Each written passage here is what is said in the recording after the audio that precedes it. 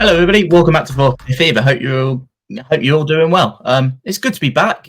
Football's fun. It's a shame we couldn't get Luke or Kieran on this week, but I thought I'd read something. What Kieran said last night with all four of our teams winning last night. I know it's a fucking rarity already, but I just wanted to sort of just express what he said because I think it's just very to the point. In today's episode, we all won and nobody gives a toss about the rest of you. All four of us are going up and the rest of you are staying in this wank league for another year.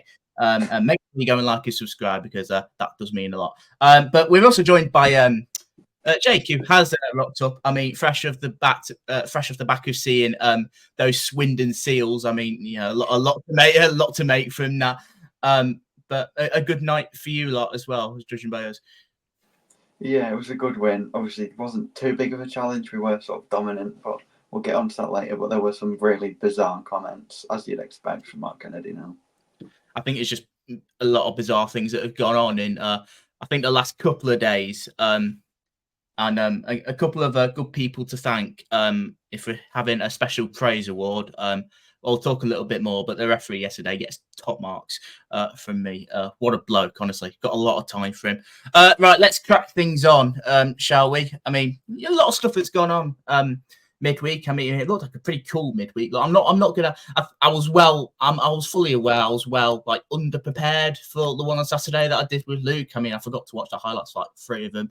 And let's be honest, I'm just talking stuff in which I think happened, but really didn't. So I'm just going to look at it more from the outside. But obviously, I've watched the highlights since. Let's talk about, Port Vale. Another win for them yesterday. Really good free kick from Ruawi Payton. I've definitely butchered that, but it was a really nice free kick for him. He had Belshaw absolutely stranded. And it's another win for them. Their 4th win in a row. I think they're unbeaten in 8, 9 now. There's something like that. Look, we were talking about how I think Gillingham could beat the Force, but I mean they've fallen off a bit of a cliff since, and we'll get onto them later. But I generally don't see where another defeat for Port Vale is coming from at the minute. To go, albeit Harrogate probably not the best of sides in this league, but they've done what they needed to do. They've got the win, and they're bringing home the 3 points, and that's just what good teams do. Yeah, it wasn't superb by any stretch of imagination, but they went there, they left with 3 points. As all you can really ask for as a manager, a player, a fan. So they'll be really pleased with that. They're obviously top of the league, and I just don't see who challenges them. I just think they're going to run away with it now. They look a really good side. Yeah, I think for the fact, just again looking from the highlights again. Look, we said this quite a few times. Obviously, highlights don't tell the whole story, but it looked a game in which Port Vale were the better side in that. I mean, they dominated the ball, 71% possession. They had double the amount of chances that Harrogate had, same amount of shots on target, but ultimately it was that one goal. A little bit of quality, in fact, as well. I mean, when it's one of them days, I think Belshaw made quite a few cracking saves in that, but when it's one of those, it just seems like one of those days where it probably not falling to you, that little bit of spark can get you over the line, and that's what they got. That they remind me at the minute. It's probably not to the extreme because Stockport were ridiculous last year in their winning run, but I'm sort of getting a little bit of resemblance of them at the minute. Just a good team to watch, incredibly tough to beat, some cracking players, and they play. I say somewhat. Not. I mean, look, they've got players that can hurt you. Of course they have. I mean, we've talked about Darren Moore countless times. But I sort of get them vibes at the minute. I mean, Port Vale. I mean, if you're a Port Vale fan, you're loving life at the minute. A little bit slow to go off the mark, but I mean, it looks like they've really found their feet now. I mean, they've got their next game off. I just had a look, is Wimbledon. It's a tough one, but I don't think they're side full of confidence at the minute. I don't think they fear anyone, really, don't they? Yeah, they've just everyone they play, they just breeze past, it seems, and obviously going to be different tests with having Wimbledon next, who are really defensively solid. So that won't be easy for them, but you still expect them to go there and win. Yeah, you'd assume so. Defensively solid and quite capable of scoring goals. A little bit more to them as well. Look, we've talked about Harrogate for a little bit. I just feel like they're sort of just there in League Two. I think this season. I think I was maybe a little bit underappreciative of Harrogate, maybe the last couple of ones. I mean, they've just, as much as they have sort of just been there at times. I mean, last season they didn't do too bad. They was in the playoff mix for a little bit. But I mean, I think they've just reached their ceiling, and ultimately, I just think this is what they are. I mean, they're not really going to threaten top end, and if I'm going to be honest, I don't think they're, you know, look, there's worse teams than them. I think it's safe to say with that, but I think it's just sort of just where they are. I just think they've just been a bit inconsistent at the minute. I mean, win, draw, loss, win, draw, loss. Their last six games. Well, if you do it the way around, so it's loss, draw, win, and then it's yeah. I'm confusing myself, but you know what I mean. It's that sort of inconsistency, like they win one, they draw one, loss one, win, and they've done that for a few games now. I mean, Belgium made some saves. Didn't really look threatening, if I'm going to be honest. It just seemed, to be honest, it seemed a game that I expected Port Vale to win. I think many people did, but I just don't think they really challenged them enough from what I saw, and maybe to be expected. I mean, we all know how good Port Vale are at the minute, but I just don't think they did anywhere near enough, to be quite honest. Yeah, I completely agree. Obviously, the highlights don't show the full game, but it didn't seem like they had many chances to win, and they seemed second best for most of the game. So I don't think they can be too disappointed because Port Vale are a really good side, but they'll certainly want more in their next few games. Yeah, of course. Look, I like Simon Weaver. He's been there for a long time. I think his dad, isn't it, is the owner of Irving, I believe his name is. Look, I mean, he's not going anywhere anytime soon, but they're just that little bit inconsistent at the minute. They go to Notts County next, so it's not really going to get any easier for them. But then I look at their next league game after that. They've got Morecambe. But like I said, I don't think they'll be in any sort of relegation danger. I think they'll probably be in around the 14th to 18th, maybe 20th ballpark. But yeah, I just think there's much worse sides for them, and I mean we can name 3 or 4 at the very least that look absolutely honking in particular. But yeah, I think they just sort of just get by. They sort of just step where they are. But yeah, it didn't look like they got anywhere near Port Vale to be quite honest. And I think on another day, if Port Vale could have taken a couple more chances, it probably could have been more. But yeah, that's sort of what I got from that. Now a little bit of a look. We love League Two. I mean, well, it's easy for people to say, but it's. I mean, it depends what sort of mood you're in after a result. But I have never seen. I mean, I have. I've seen quite a lot, but Doncaster 0, Bromley 1 is one of the most League Two results I've seen for quite a bit. Bromley that have not won in 9-10. Donny doing all right at the minute. Bromley go there, nick it 1-0. Goal came from the corner, who really well worked and a good finish. It looked like Bromley did what they need to do. They're nothing special, sort of just held on. But Donny had a fair few chances, but I think they could have played until next week. And by looking at some of the big chances that they had, I didn't think they look anywhere close. But look, it's a huge win for Bromley against one of the promotion chasing sides, but also much needed for where they are, because there was, I think, probably quite a few question marks to them creeping in with how poor they've been. Well, mainly results wise, I think they picked up a few draws in there, but ultimately they hadn't won in the last 9 or 10. So I think that win has probably been long overdue, and what a place to get it as well. Yeah, it's a typical away performance and something you'd expect from Bromley. Just go to a tough ground, get a goal, just defend really well and just win the game. Obviously, I don't think they had too many other chances apart from the one they scored, but they won't be disappointed with that. It's a huge 3 points, and it gives them a bit more confidence going into the next games. Just a proper away performance. It's just what you need sometimes, that you don't really need a lot. I think you just need to just find that way and then just hold on. I mean, it was similar with what Grimsby did yesterday for the past couple of games, but I feel that's what Bromley did. Look, I've seen some of them chances for Doncaster. I think very westful. I saw some bits of what Grant McCann said. He was far from impressed. I think it's probably fair to say that he wasn't too pleased with that. Look, we say it's a typical League Two result. I mean, it just is.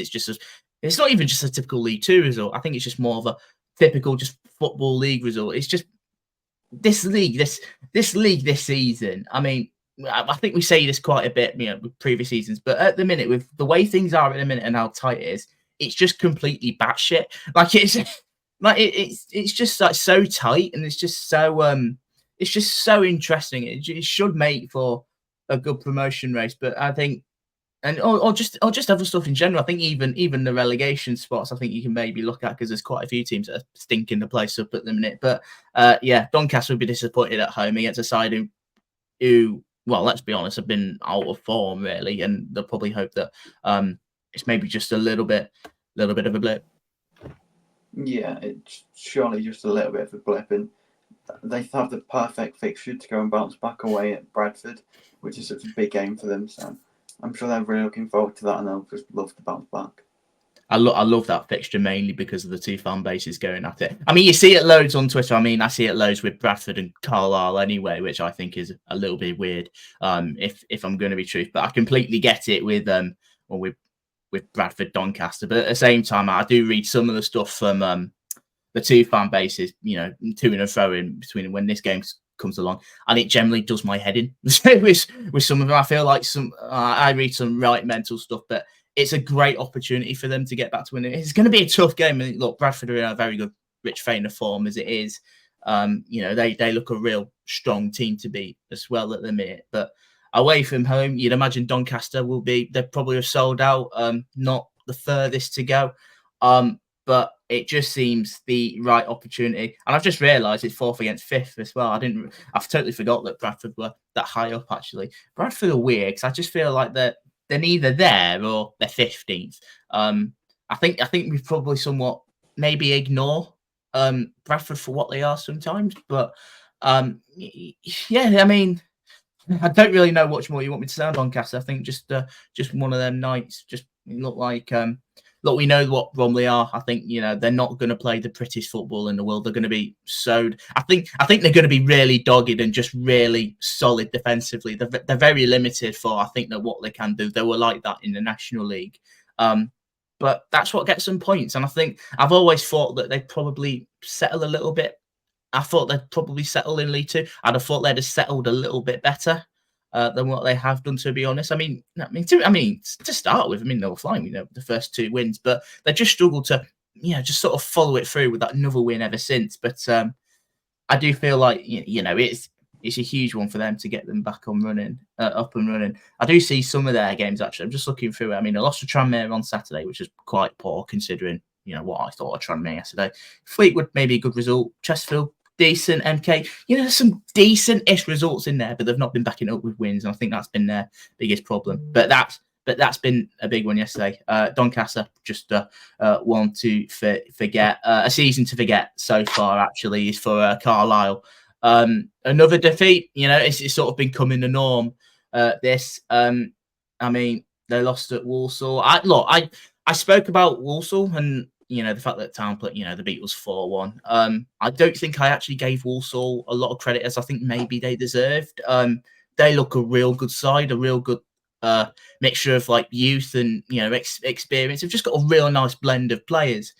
And you can see for quite a little bit of that game, why they're up there. They look like a real strong team, and it looks like that they'll be right up for the fight. But it's just Carlisle, their worst enemy. It's as simple as that. The first goal, look, Nathan Lowe has been so impressive this season. Another goal for him, but it's just typical trying to play with it. They overdo it, and they just lose it. It's a lovely finish from Lowe. The second one, I think. Sorry, we'll cut that bit out. But I look at that. I mean, I think it was Jamie Jellis for the second one. Look, I was full of praise for his goal on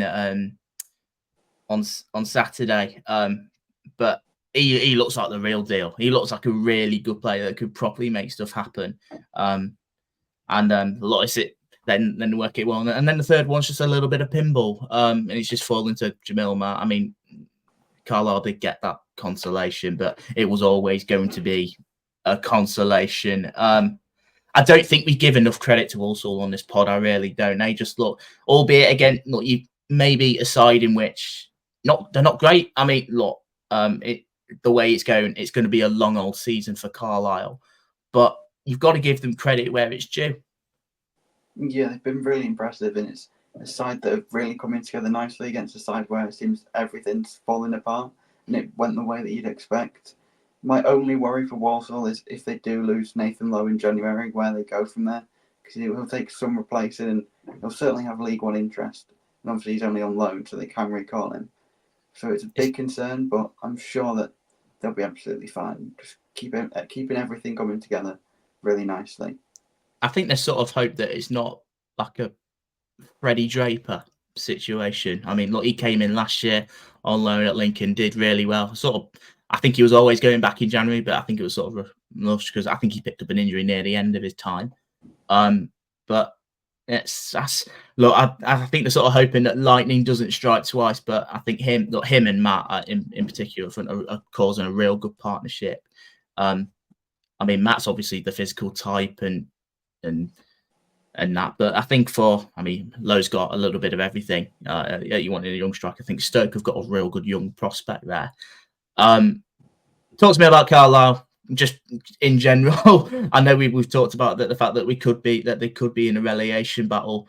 I was a little bit. I think all for when we did it, I think it was all pretty much unanimous over the maze. Like if they don't get some results pretty soon, I think there will be. I think they are. I think they just look way off at the minute.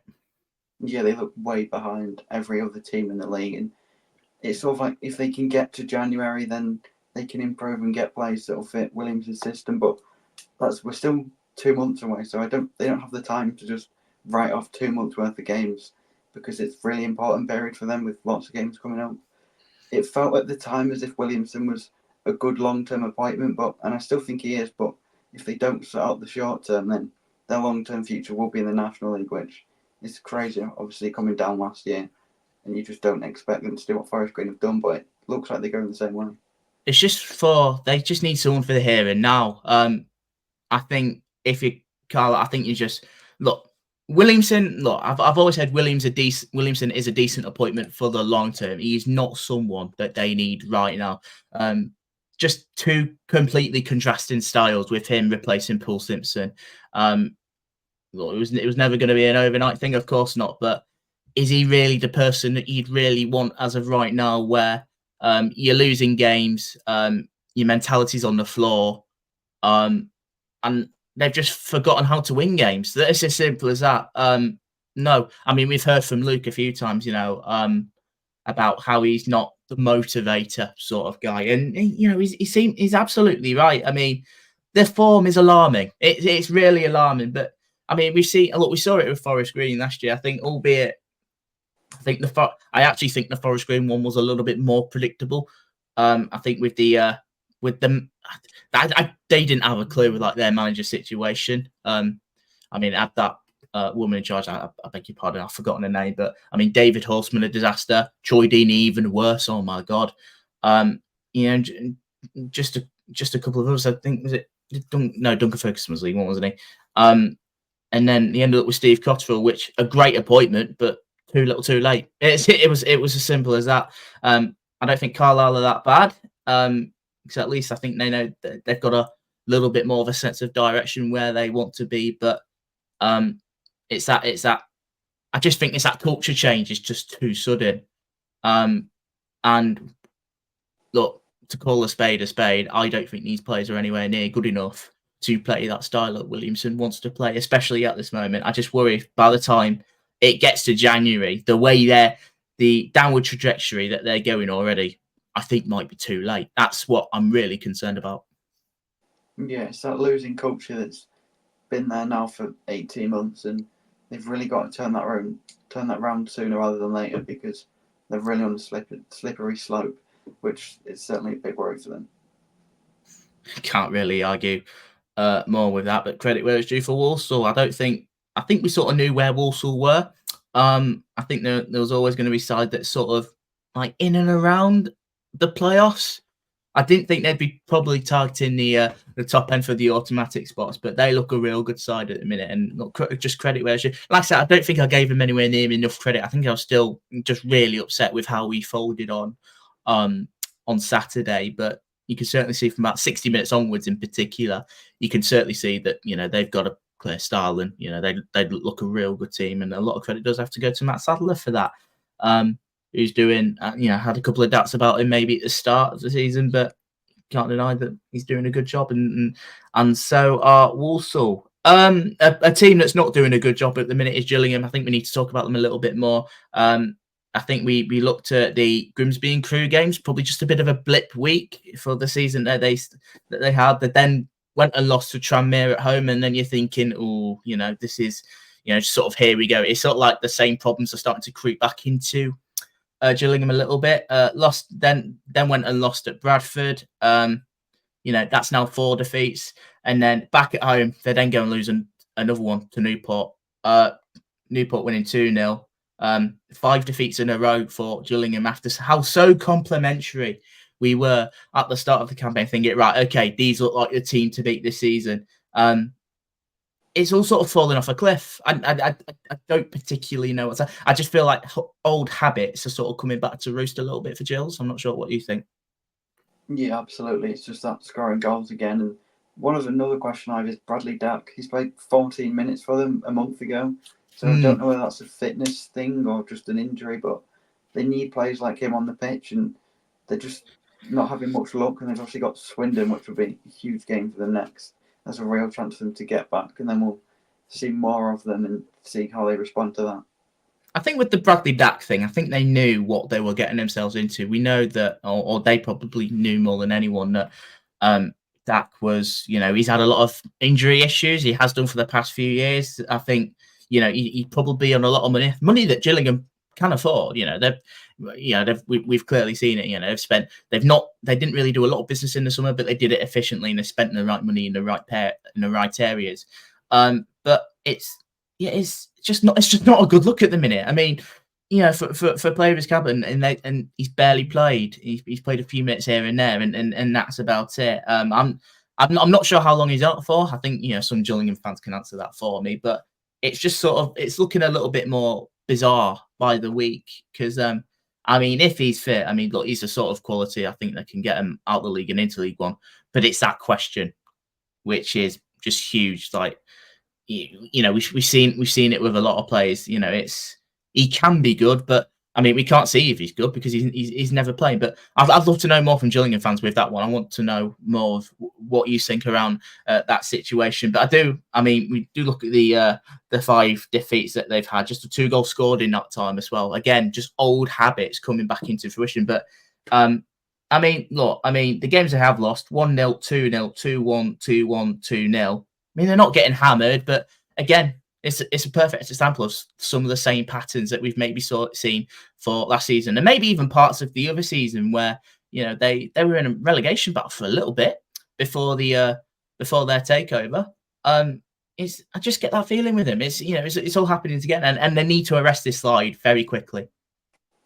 Yeah, obviously losing 5 games in a row is just far from ideal, and we need that to stop sooner rather than later because you don't want that becoming 6, 7, 8 games because then you're in real trouble and you're then speaking about a manager losing his job and all of that, which is just far from ideal. But they just need to bounce back and just have a little bit of luck. Maybe not even play well and just win and just see where that takes them.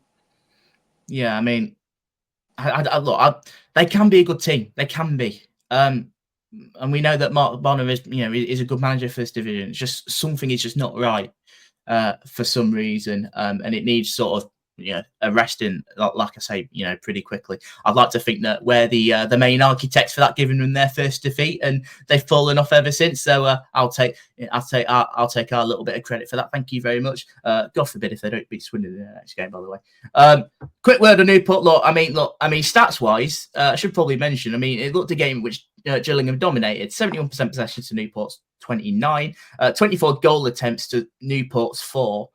5 goals, 5 shots on target compared to Newport's 3. Newport winning 2-0. A lovely finish from Matt Baker, it's got to be said. And another goal for Kyle Hudlin, who has taken me by surprise in recent weeks because I was sort of critical, but from what I've seen of him, it weren't great. But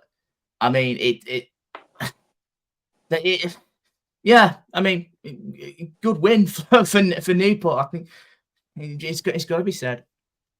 Yeah, it's another good win for them. They've been really inconsistent so far this season. Seems like they seem to win a game and then lose another, and just really up and down. But if they can get a run going, like we saw at the start of the season a little bit, then they could actually push for the playoffs. But I don't know if that's too much. Obviously, Hudlin's such a big unit that he has goals in him. It's just about seeing that consistently. We're starting to see that a bit more now. So that's a real asset for them going forward. I think Hudlin's actually a bit of a weird player, but he's actually from what I've seen of him, he's come on leaps and bounds since I saw him. I mean, yeah, cool. He's 6'9", but there has been maybe at times in the past where I don't think he uses his body the right way for such a big fella. I mean, there's been instances where I think he struggled to head the ball in particular. I mean, for someone for that height, it does sort of seem unheard of. But it's interesting because League Two defenses can't deal with him as well. So it's sort of that little bit of in between. Like, they don't really know how to deal with him. It's just one of them. And, he's a couple of his goals recently have been really nice finishes. I mean, he got a couple of headers. I mean, but, in terms of using his feet, I mean, he's got a couple of there, just nice finishes. So it's not just a case of, oh, look, he's really tall. He's going to win lots of headers and going to be this physical unit up front. He generally can do a little bit. And it's something for Newport. I think if you've probably seen the goals with Anthony Glenn as well, crossing the ball to him, someone like him, as much as he's got his defensive frailties, he could be really useful. I mean, Newport are very like us at the minute. I think us and Newport are very similar. We'd win one, lose one, win.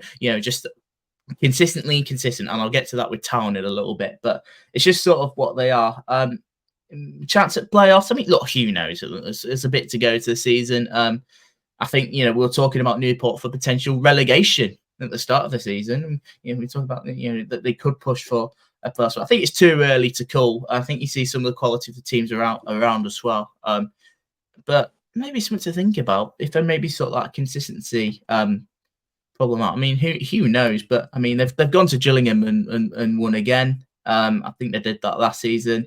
Unfortunately, I should probably mention it as well. Another case of racial abuse was what I saw earlier. What Kieran said, I think it was towards Nick Townsend, the goalkeeper.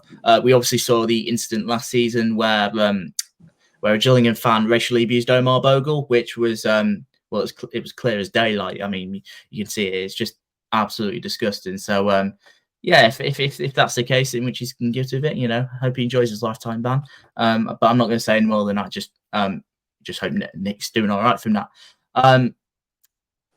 We'll touch on MK Dons. I mean, Luke's not with us, but he did send in his summary.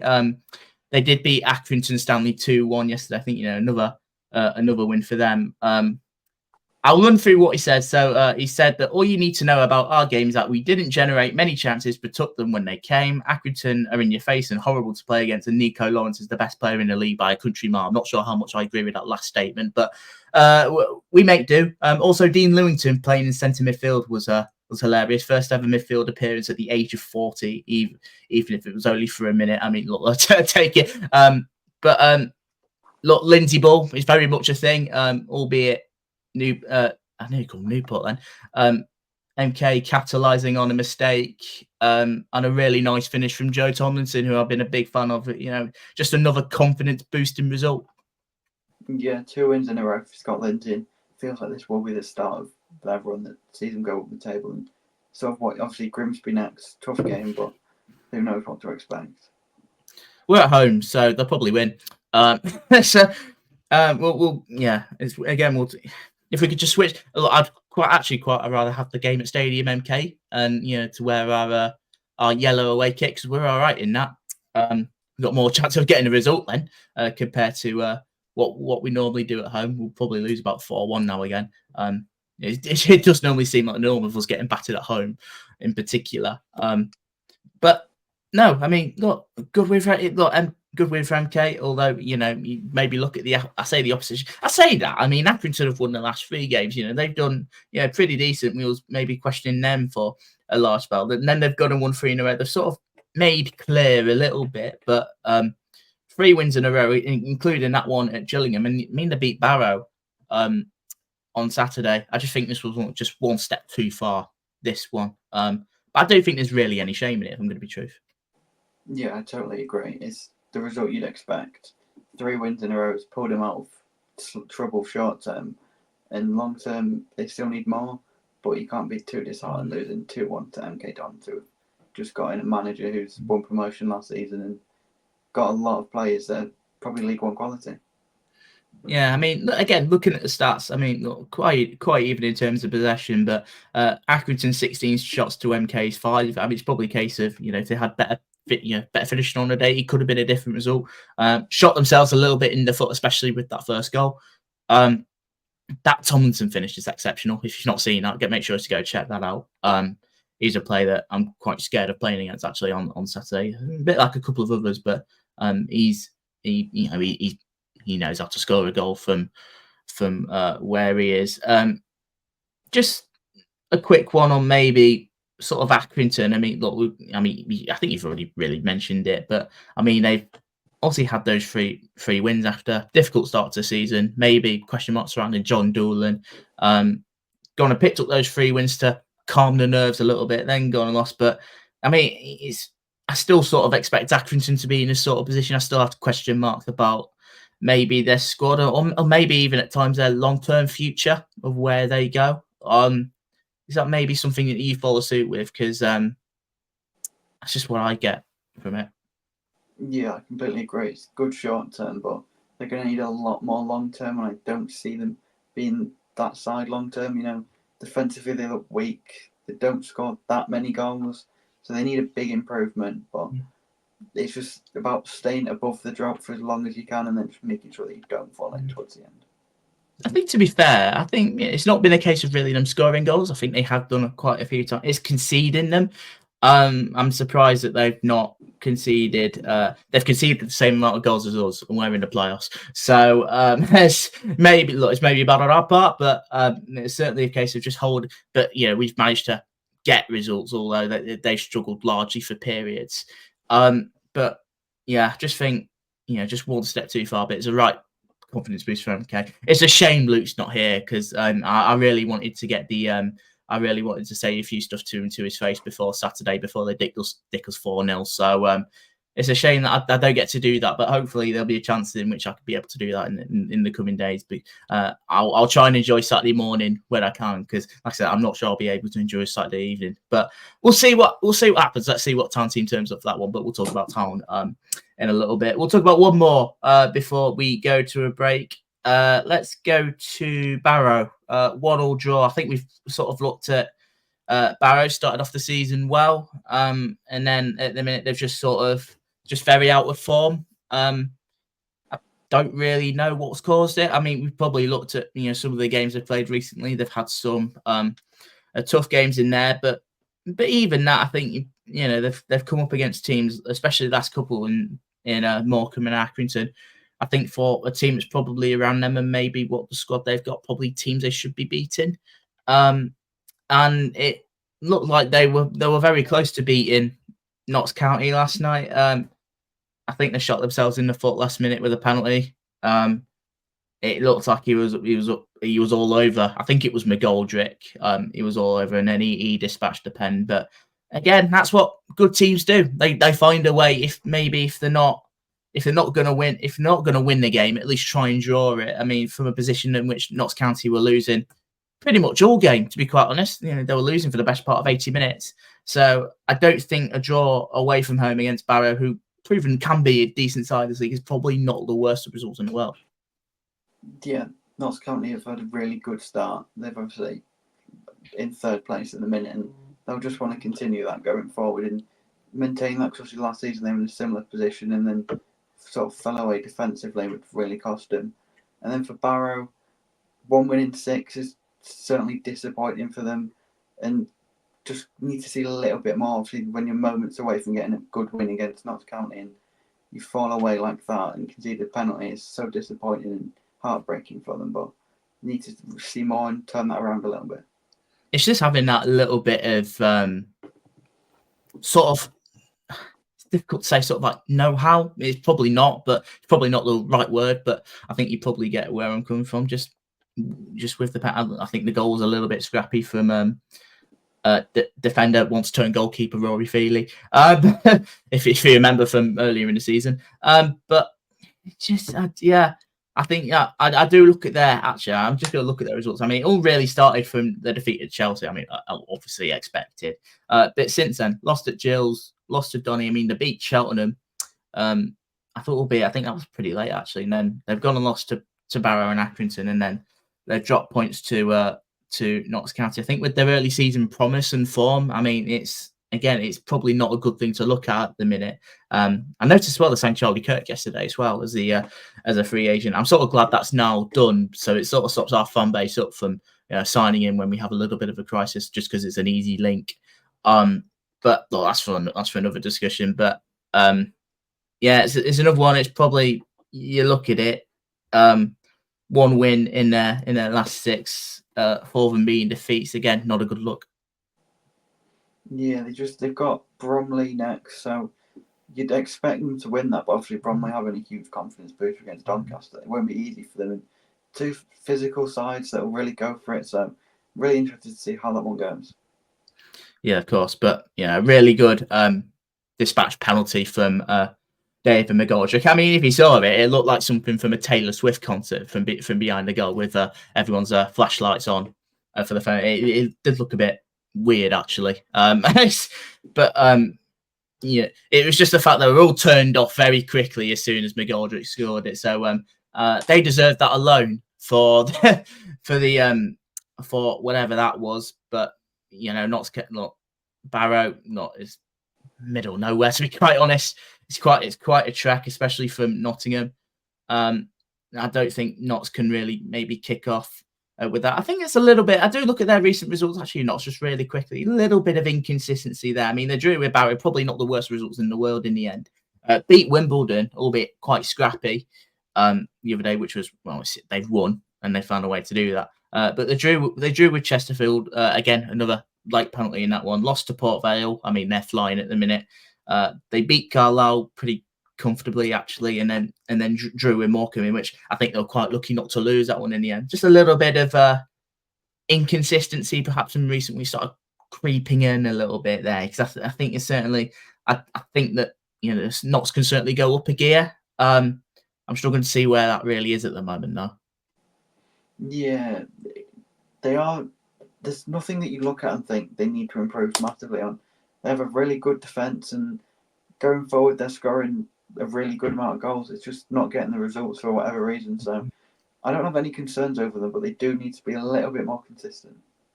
Yeah, a little bit more. I think a little bit more ruthless at times as well, which is quite actually unheard of for a team like Notts County when they scored goals for fun, particularly last season. But that's where they are. But look, like I said, if you don't win the game, don't lose it, and that's sort of what they did do. We'll head for a quick break. Once we come back, we'll talk about the head loss at Tranmere from their fans with the best referee in the world that I've ever seen.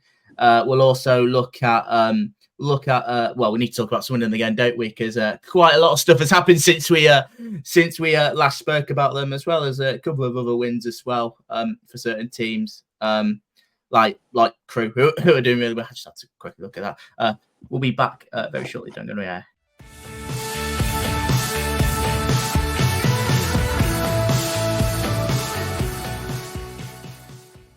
And welcome back to Voltaire Fever. Hope you guys are still with us. Let's go to AFC Wimbledon. They're a side in which, we're talking about teams that have won, and they're one side in which I completely forgot about. A 3-0 win against Morecambe. Looked very convincing, very deserved. James Tilley scored an absolute banger for the first. They just looked really comfortable throughout. And Wimbledon have got the knack of really putting teams to the sword, especially at home. They've done that a few times this season, but a really good win for them. It's got to be said. Yeah, another really, really good win and a good performance by them. Marty Stevens looks like a really good signing. Obviously, everyone knows the quality he has, and obviously last season he couldn't show it through injury. And then they're just not conceding goals, which is a massive help. Obviously, that'll help you win any game of football. So they've obviously still got games in hand because of their pitch. So if they can win them, they're going to be right up at the top end of the table. So they just need to keep winning, keep putting in their performances, and see where the table takes them. And that's a good thing about it at the minute, with the fact that they've got quite a few games in hand, obviously with their pitch, whatever, their pitch shenanigans with, with the Flynn, that was two home games, and they've won by an aggregate score of 7-0, albeit against the two sides that are in the relegation zone at the minute. But you still got to beat them. Lost at Notts County, probably unfortunate to not walk away with anything from that. But they do not concede a lot of goals at all. I mean, look, they sit in 10th there. 2 points off. They're 2 points off the playoffs, and they've got 3 games in hand. They've conceded 6 goals this season, in which they're quite a distance the lowest. So there's not really any concerns of conceding goals, and they're more than capable of scoring. I mean, 16. I mean, it's not the most compared to some other teams, but they don't need to. I think that they are getting wins, and it's not been a lot of games in which they haven't scored, albeit it might bring a little bit of music to Jake's ears when they didn't score against Salford when they beat them 1-0. But no, I think if you're AFC Wimbledon at a minute, I think 2 points off, 3 games in hand. You're probably looking up at the rest of that table and thinking, "Oh, that's tasty. This could be interesting." I think they're a good side. They're a very good side. I think they're very capable of making that next step. And obviously a little bit of problems that have come in the way of that, but they're again just very well rounded in their squad, and Johnny Jackson's doing a pretty good job. But could have been a potential banana skin. I think if Morecambe probably went there and got a result, I don't think it probably would have been the most shocking thing in the world. Actually, it did actually. I say to my dad in particular, it just felt like a Derek Adams sort of game this for some reason. But I think it was just another reminder, I think, for where Morecambe are at the minute, and what sort of job that he's got in his hands to keep Morecambe in the EFL this season. Yeah, it's hard to be too critical because of all the off-field issues that they're going with. But my only concern is that at the start of the season, they were obviously losing 1-0 and being in games and just a little bit unlucky at times. In the past 2 games, they've been down and out for the majority of the games. So they just need to stay in games for a little bit longer and get back to almost being unlucky and losing 1-0 and staying in games and trying to pick up points that way, instead of losing games in the manner which they are at the minute. Yeah, I mean, look, we've talked about the season. I think we've talked about maybe the squad that they have, that on paper I don't think it's the best by any means. In fact, I'll probably say it's probably the weakest on paper.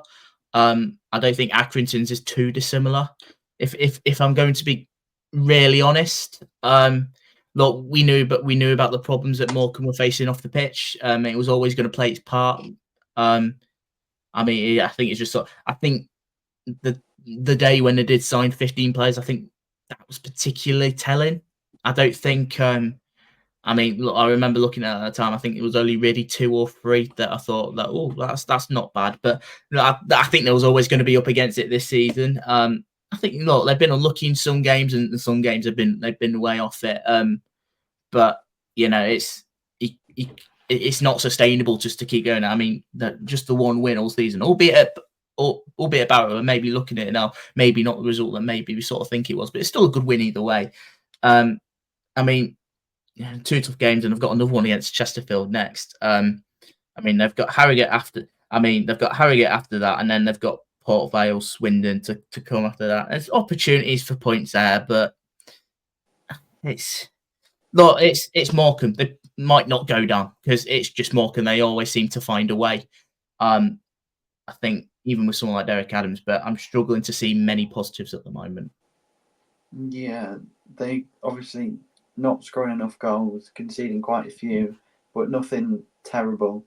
They just need to just find that little bit of something that gets them a couple of wins, gets that feel-good factor back, and just helps them almost do what Accrington Stanley did when they win 3 games in a row, and suddenly everything feels perfect. Yeah, of course. Speaking of teams that don't score a lot of goals, let's go to Tranmere Rovers. Let's just say, well, first of all, we're in the bastard playoffs. We may have a -5 goal difference, but who cares about that? I mean, look, I'm just trying to enjoy this as sort of because this isn't us. I'm not really used to seeing stuff like this. We're in the bastard playoffs. I'm sort of saying that, like, it's the fact that, I've really not seen, but it's generally haven't. But we beat Tranmere 1-0. That's our 4th away victory in a row. Again, unheard of with the 2 away wins last season. The fact, you wait all year just for a little bit of good run away from home, and they come like London buses. They all come. And I think we deserved it. I think we're probably the better team. I think it took us a little bit of a while to get going. I think first half an hour, 35 foot were quite sloppy.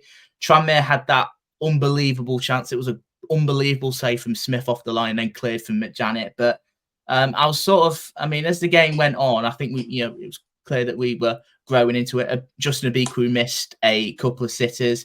Danny Rose missed a penalty. I think if you may be looking at it from a Tranmere perspective, you might be a little bit upset with that. But I think you probably one is given.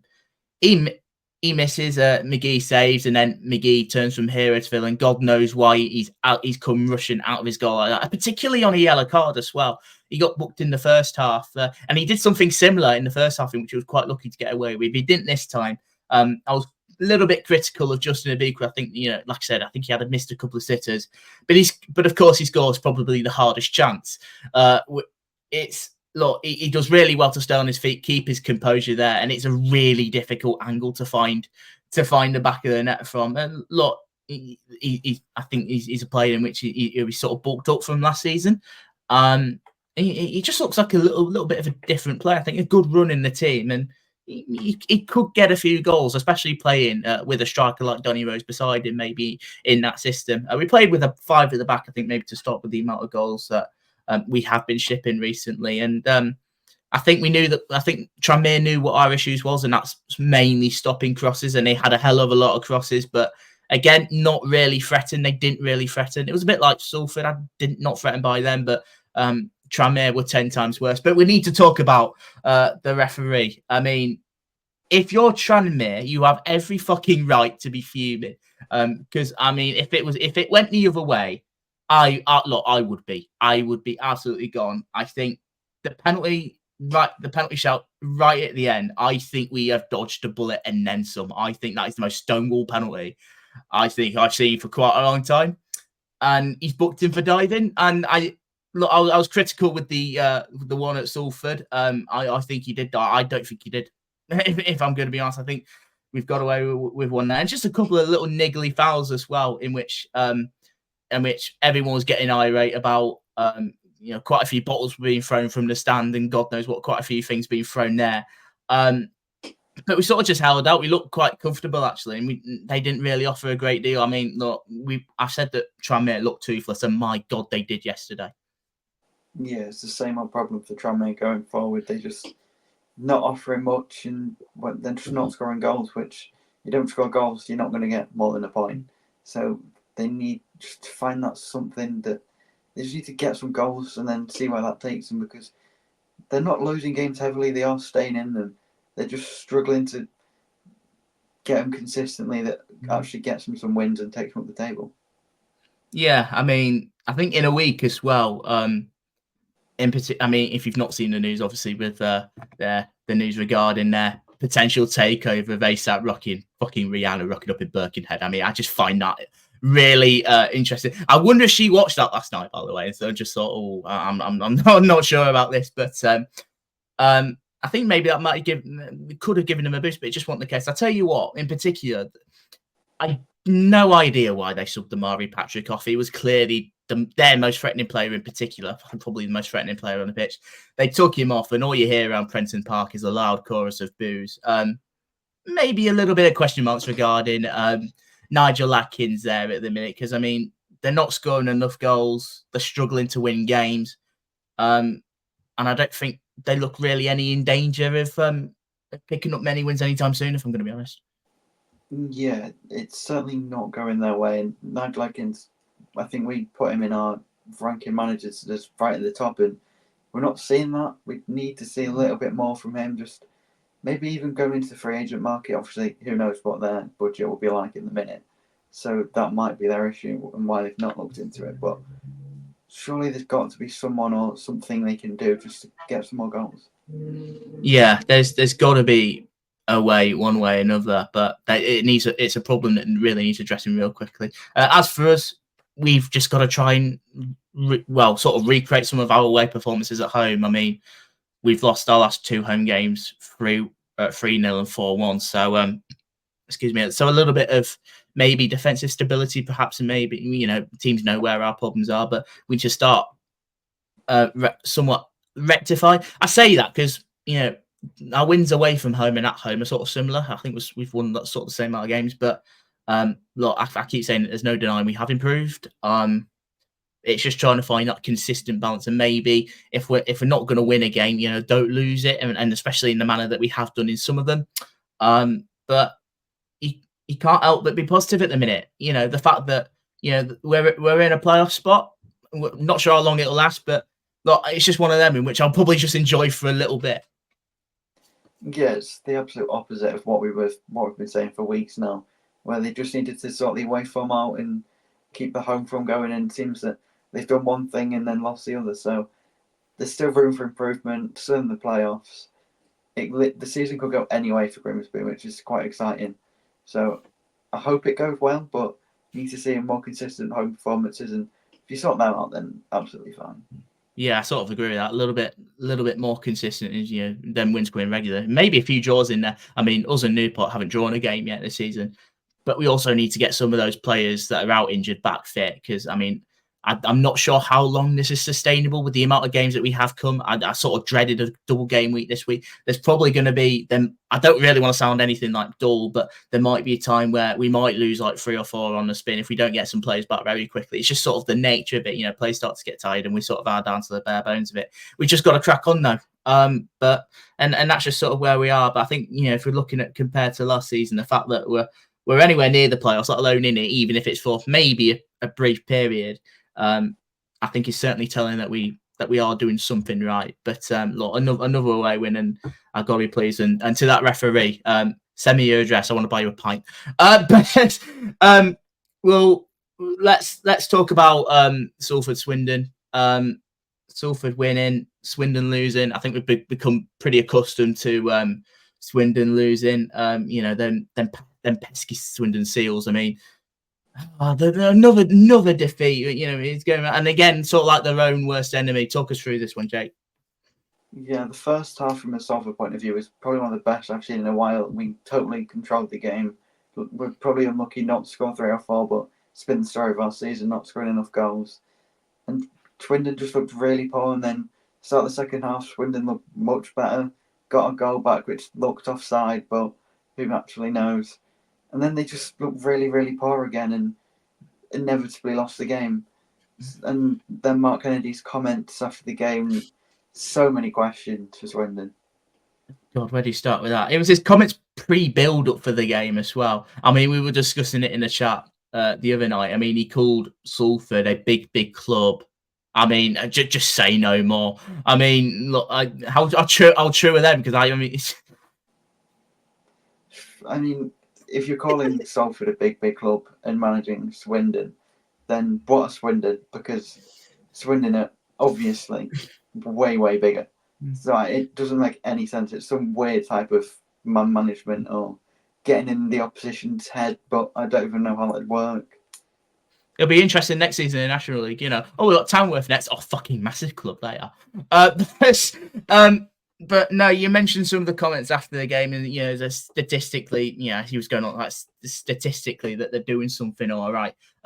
Mark, you're 22nd, and you're playing like your players don't have a pot to piss in. I think I'm right in saying it's Swindon's worst start to a season. It's probably the lowest they've ever been. But we of course have to mention what I've mentioned it a few times, but the Navy SEALs reference in there was just so bizarre. I'm going to try and find it, what he said completely, but I don't get Mark Kennedy. I really don't get him. And I share Swindon fans' frustrations because he, with the greatest respect to Mark, probably a decent bloke, but he chats some shit. It's as simple as that. Yeah, I was watching his post-match interview before I went to sleep, and I just couldn't make any sense of it. Everything he said was just saying questions an easy answer and then spending 30 seconds not knowing what to say, and it just made absolutely no sense. So I've just found it. He said this to BBC Radio Wiltshire. They don't want to this is him on the Navy SEALs. They don't want to work with the 10 snipers who's going to take anybody out from 2 miles away, but will turn up and go, shit, I've left my rifle at home. What the fuck are you talking about? I mean, look, it's a League Two football game, you know, not training to be part of the fucking military. I mean, they're playing more like dolphins at the minute, like those SEALs. I think he's got to go. I think Swindon fans have seen enough. I think I'm sort of nothing against Mark, probably a decent bloke, but he's so out of his depth, isn't he? Just so out of his depth. And you feel like if it's just I really want to know their next couple of games. Let me just have a quick look. I pressed on Morecambe shit, but looking at Swindon's next few, I mean, they've got Gillingham. I mean, it'd be so Swindon if they go and beat Gillingham, but I mean, with their form in a minute, it might not be as big of a shot that maybe some think that. But I don't know where they go. I really don't know where they go from here. Yeah, just so many questions and so few answers, and they just need to improve, and just everywhere just needs to get better for them. And the one about Frackleton in the week as well was even more bizarre, about taking a misses. I can't remember the exact quote for that one. I'm not really going to dig deep. You can try to look for that one, and that was even more bizarre compared to the fucking SEALs. I mean, I'm struggling to find out what is the most weird thing that someone has said this week. It's neither that or it's been Scott Lindsay and Joe Tomlinson from MK Dons saying that that they're the biggest team in the league and they're bigger than Birmingham in League One. I mean, look, I'm older. Let's not get it twisted here, lads. Look, I'm older. I'm sort of getting that trash talking for Saturday ready, but I know we've barely talked about Salford, but with they won, but with the greatest of respects, I think there's more to talk about Swindon at the minute, because what's going on at the minute, I think from an outsider, it's hilarious. But if you're a Swindon fan, you've got every right to be really annoyed, because it's been an absolute shambles of a season so far. Right, let's move away from that because I'm going to lose my head. Another win for Crewe, really good win for them. A late penalty. It looked like he sort of twisted his own. I think for the foul that was given, I think it was Mackenzie Hunt who sort of gave it. It looked like he sort of fell over his own feet. Pretty late on it. I mean, apparently dispatched by Ryan Cooney. Look, we know that. Look, very good run of form at the minute. Again, look like a real good team. Going to Fleetwood. They're a decent team. I think they've probably got a little bit further to go, maybe in their development, but Crewe won it late, and it's another good win for them. Yeah, it's another good win. Obviously, a lot of criticism and questions were thrown at Lee Bell at the start of the season, and just getting that consistency, getting the clean sheets, climbing up the table is what they would have expected, and they've done it really, really well. And we saw what I sort of echoed it on the pod the other day, but I saw what echo it again. Full apologies, Lee. Again, send me your address. I'll buy you a pint just for that alone. So I feel like I'm buying everyone pints at the minute. So I might as well give Dave Artell one with the way we're sort of going at the minute, in which it's a certain circumstances I can't speak then. Fleetwood, I think disappointing. They had chances, but to lose it quite late in the fashion of the pen, be one in which they'll probably be really disappointed in. Yeah, a few weeks ago we were sort of having the conversation about them being dark horses, and it seems like they're sort of falling away now. But Newport and Salford is their next two games, so it is a good chance for them to turn it around. Obviously, they'll feel unlucky yesterday because Mackenzie Hunt, it looks like he falls over his own feet and then sort of falls into the player and gives away a pen, which is harsh, but they'll be disappointed. Yeah, I think for the way that happened as well, I can perfectly see why he gave it, but I just think it just seemed a bit But I think if you're Crewe, you're taking it every day week. A little bit, it may be a little bit of a case of a consistency problem. I think I think only Wimbledon have played less games than Fleetwood, but I mean they've lost the last two in the league, albeit last week to Port Vale. Not really a shame in losing to them at the minute. I mean, but they did have a good run before that where they'd won 2 and drawn 2. In fact, no, they've there was unbeaten in 5 before that, but they've had there's a good team there. There's a good team there. It's just maybe picking up a couple more wins, I think, is just where they're sort of just struggling to at the minute. But I mean, there's a couple of good wins, some decent draws in there, and when they have lost, they've been quite narrow defeats. I think there's something there, but I just think they just need that a little bit more in order to get it. Yeah, I completely agree. They've just got to find that way to win again and get back on the winning train, and they'll fly up the table. Yeah, I mean, look, I've got no doubts about that. I've always said that Fleetwood, I think, have one of the best squads in the league. Still questioned about Charlie Adam, but it'd be curious to see how they develop throughout the season, because I think eventually they can be a real threat for the top 7 in particular. It's just not really cracked for them at the minute. It's not really cracked for Chesterfield either. I think the draw specialists at the minute, I think it's fair to say. Another draw last night against Colchester, 1-1, in which, if we're looking at stats alone, it was a game in which Chesterfield absolutely dominated, 72% possession to Colchester's 28, 25 shots to Colchester 5, 9 shots on target. I mean, look, 1-1. I mean, Jack Payne with the goal for Colchester, a really nice finish, and then another goal for Will Grigg. I think you could probably say he is on fire at the minute. He scored 5 in his last 5, I believe. I want to say no. 1, 2, 3, 4, 5. No, I beg your pardon. 6 goals in his last 5. He's a man that's he's a man that's very much on fire, and there's a summit going on with Jay. So I'll just continue talking for a little bit, but I just think it's somewhat just killing teams off. I think it's probably been Chesterfield's biggest problem at the minute. Real good. Sorry. It's all right. But it's just sort of just killing teams off for Chesterfield just seems to be their biggest problem. I mean, with the players that they have got. I mean, it's sort of like at times maybe the team to go up a gear Derby. I think that I think Luke in particular has maybe said it about Colchester. I was sort of on the fence about that in particular, but I'm not really sure now. But Chesterfield, I firmly believe, but they'll be more frustrated that they haven't really got more points. I think in some of them, they need to find a way to convert draws into wins, because they had more than enough chances to win a couple of games of football yesterday, let alone one. So I think they'll be really disappointed actually with the draw. Yeah, like you said, 2 teams that need to turn their draws into wins, and they'll be right up the table. Chesterfield had a couple of chances that the crowd certainly thought they scored, which was quite funny. So obviously they'll be really disappointed with the chances they had, but absolutely no worries about either team, because it's just staying a bit more solid at the back, keep winning some games, be absolutely fine.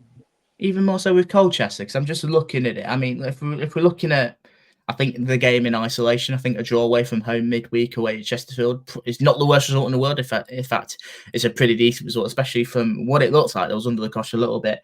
I'm just worried with the fact that they haven't really won in their last 5. I'm just not sure if that's any maybe sort of cause for concern. I think they've struggled to get wins throughout the season in general. I think they've only won twice this season. Yeah, twice. A few draws in there. Again, just another side I think are just struggling to pick up wins, so I'm not really sure about them in a minute.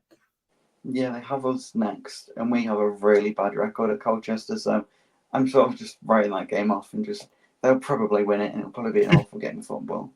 So that'll be 3 points to talk about for Colchester on the pod on Sunday then. So we'll see what happens with that one. But I think, like I said, if you're more Colchester, you'd be somewhat more positive about that instead of maybe Chesterfield, who will probably be kicking themselves that they haven't really got all 3 from that.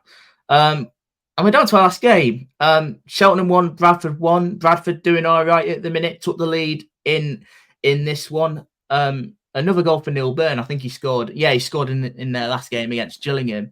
So 2-2 in for the veteran centre half. But I mean, it was short lived. I mean, a goal for Luke Young from distance. I think if you're looking at maybe Sam Walker in the Bradford goal, I mean, it's a good hit from Young, but I think it's savable. If I'm going to be honest, for some that have seen it, I mean, if we look at it, I mean, quite even at times. I mean, Bradford had a little bit more of the ball, had more chances, but it's it just certainly seemed it looked like in isolation, a draw was probably seems like the fair result there.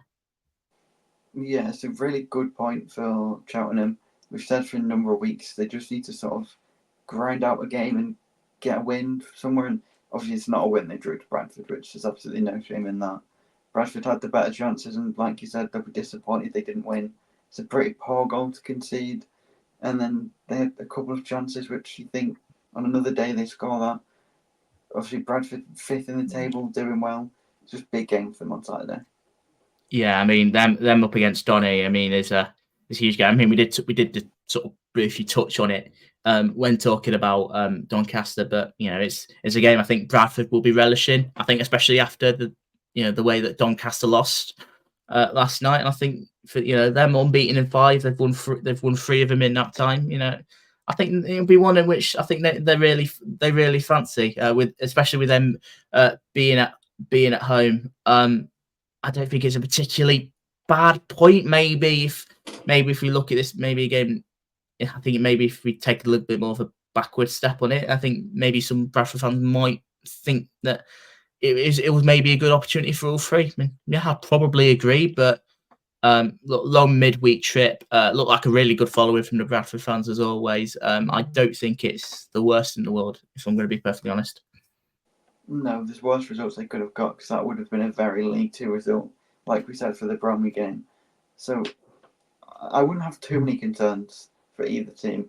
It's a good point. Just move on to the next week. Yeah, and I've just noticed that Cheltenham have got Carlisle next, so they'll be looking at that in particular as a game in which I think they'll probably have a really good chance at, and they probably will admit with this losing culture at Carlisle. But that's pretty much where we'll end it today. What a weird week, but we'll end it there. I hope you guys have enjoyed this midweek episode. We'll be back on Sunday with hopefully a full cast and hopefully one in which I'm looking forward to hopefully take the piss out of Luke a little bit. Although, if I'm going to be honest, I do think it'll be the opposite. But it depends what sort of town team comes up. So make sure you do the usual stuff. Subscribe, like, comment, let us know your thoughts. Download the podcast on Spotify and Apple, wherever you get it from.